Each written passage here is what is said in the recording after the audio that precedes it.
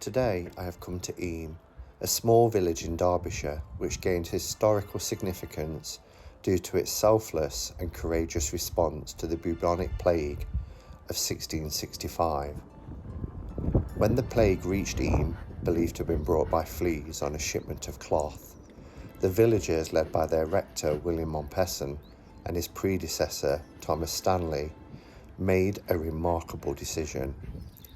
Recognising the devastating impact of the disease and in an effort to prevent its spread to neighbouring communities, Eyam chose to quarantine itself. The residents voluntarily isolated the village, marking boundaries with boundary stones to prevent contact with the outside world. During the course of the plague, Eyam faced immense suffering, with a significant proportion of the population succumbing to the deadly disease. The village's sacrifice, however, succeeded in preventing the spread of the plague to nearby settlements. Eyam's story is a testament to the resilience and altruism of a community faced with a grave crisis, leaving a lasting legacy as a symbol of selflessness in the face of adversity.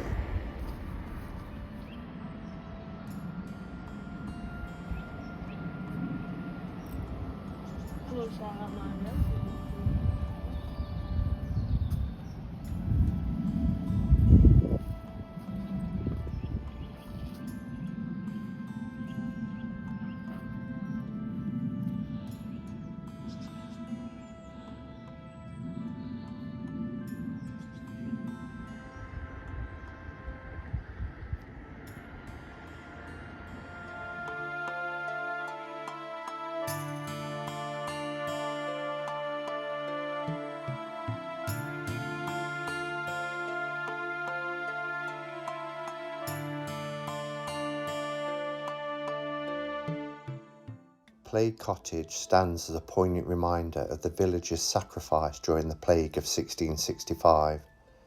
This humble limestone cottage is associated with the Hancock family, who tragically lost many of its members to the plague. It is believed that the Riley graves, located nearby, contain the remains of Elizabeth Hancock's husband and 6 children.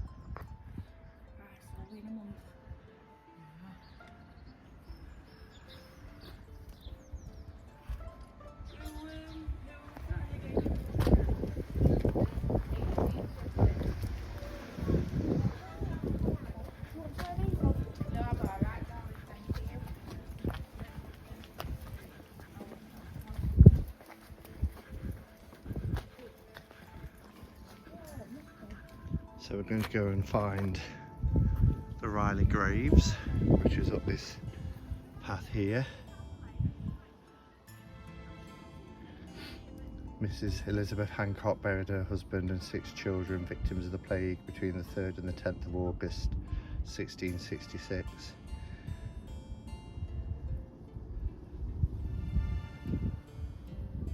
So the hill was a killer to get up, but the views from up here are amazing. You can see across the Derbyshire Peak District. The graves which are called the Riley Graves, are just behind that little walled enclosure there, behind the horses.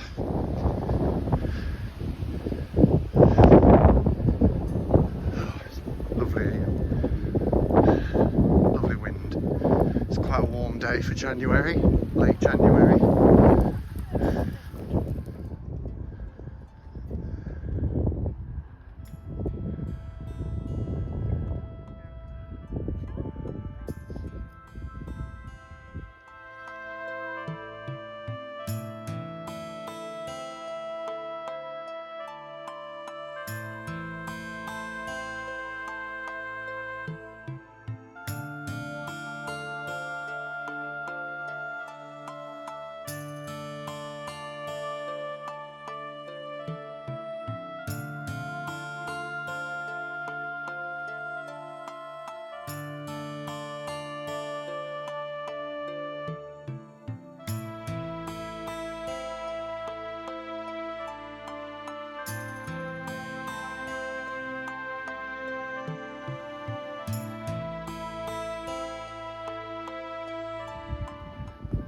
Now making our way back down into the village. This is the steep hill. Went all the way up to the top there for the Riley Graves, for the Hancock family. Really sad tale of a mother who buried all her children and her husband and then succumbed herself to the plague. I didn't film for long up there because a family came and very disrespectfully decided to have a picnic on top of one of the tombs. Laid all their food out and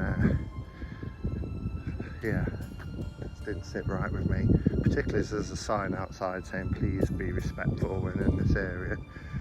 So we've come away. We're walking back into the village of Eyam now. I'll do some more filming.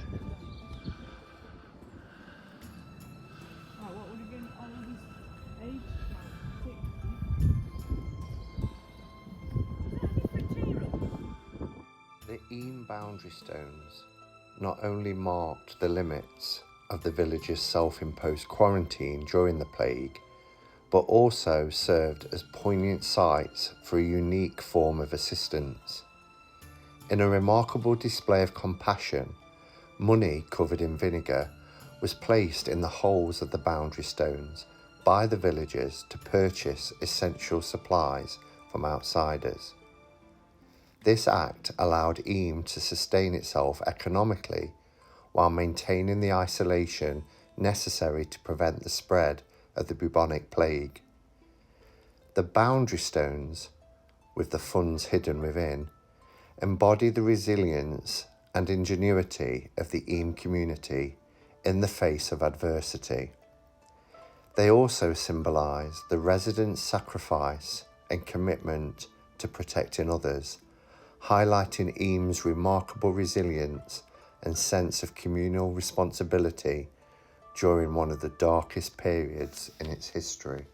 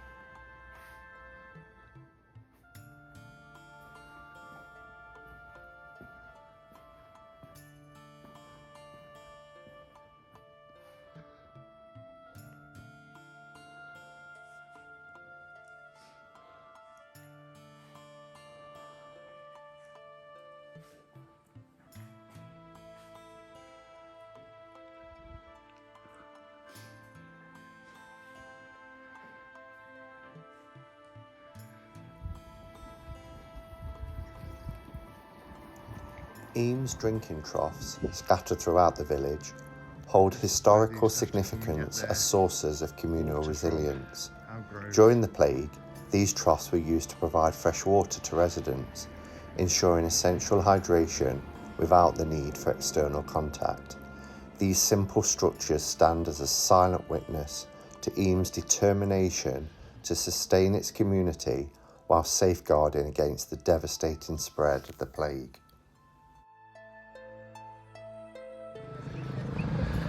So we're heading back now, heading back to the car, which is over there. We've had a fab day